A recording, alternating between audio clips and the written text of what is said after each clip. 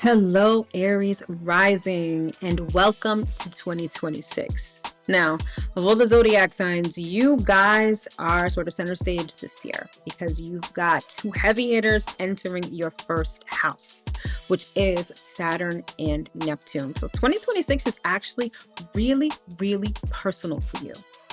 This is about reclaiming your authority, your individuality, and your leadership. So if you want to know more, stick around. You definitely don't want to miss this.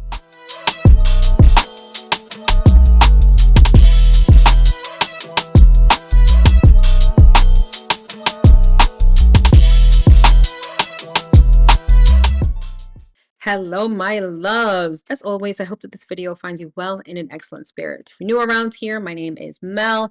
I'm a professional astrologer and I'm the founder of Divine Feminine Works, where I help people unlock their divinity and discover their magic. And in this video, we are talking about 2026 for the sign of Aries Rising. Now, by way of logistics, you can definitely watch this if you are an Aries sun. However, all of my horoscopes are done the traditional way, which is done by rising sign. So definitely watch the video for your rising sign.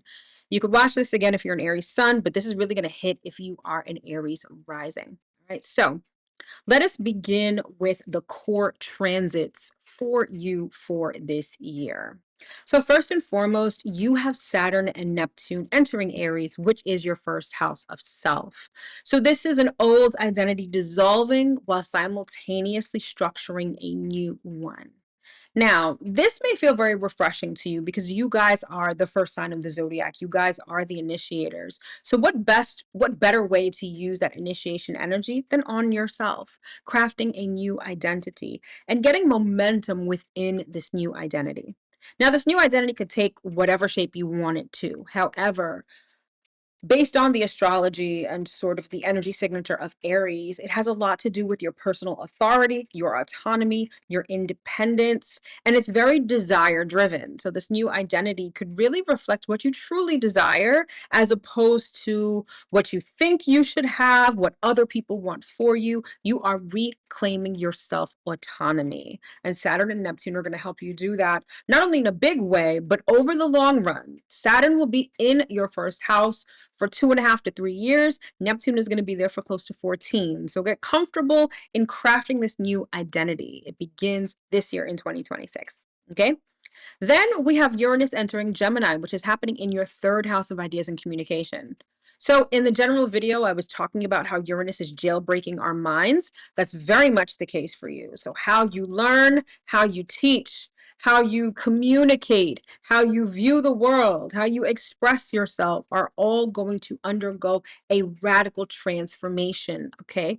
This could really be a breakthrough in understanding how you think and then expressing that, or maybe learning something that really broadens your mind and takes you into the future.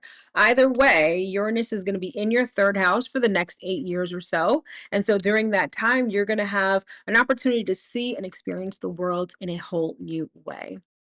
And then finally, we've got Jupiter entering Leo, and this is going to be happening in your fifth house of romance, self expression, and children. Okay. So beginning in June, when Jupiter actually makes the move into Leo, things might get a little more lighthearted for you. There's going to be this desire and this push by the universe to expand yourself. As you're crafting this new identity with Saturn and Neptune in your first house, Jupiter in your fifth house wants you to take that new identity out for a spin, express yourself, experience the lighter side of life, right? Be more creative. And in turn, this may affect your dating life and your romantic life. You may find that you're having more dates.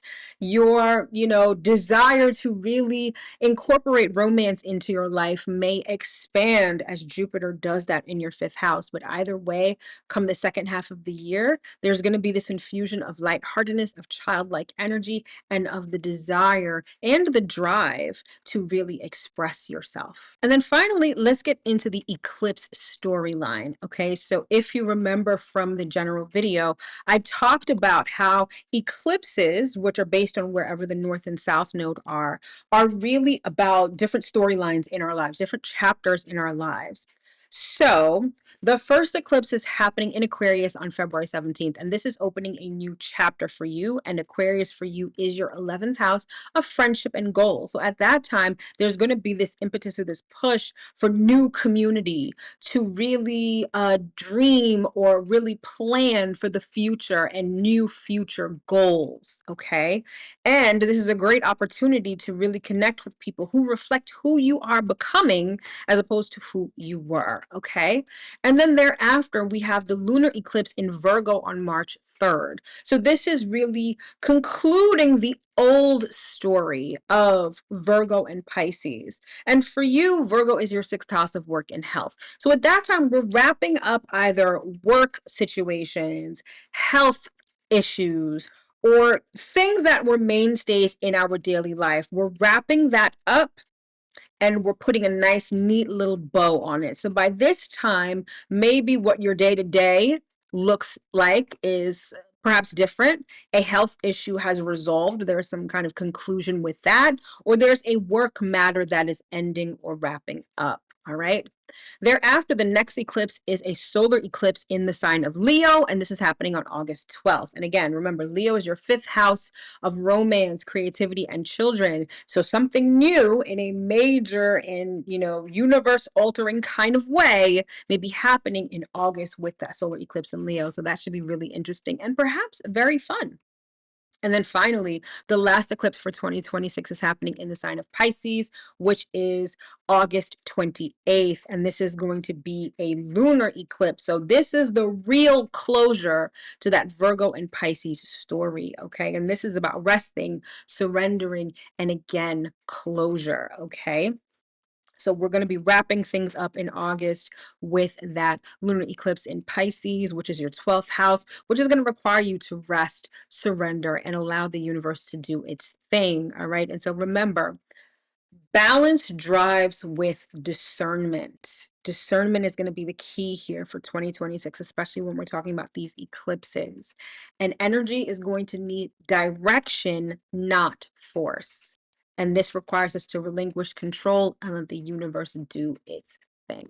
So for you, Aries rising, the point that I want to drive home for you for 2026 is that this year initiates a new version of self, and you're going to have ample opportunity to take that new version of self out for a spin. As you express yourself with Jupiter in Leo, it may attract new romantic partners.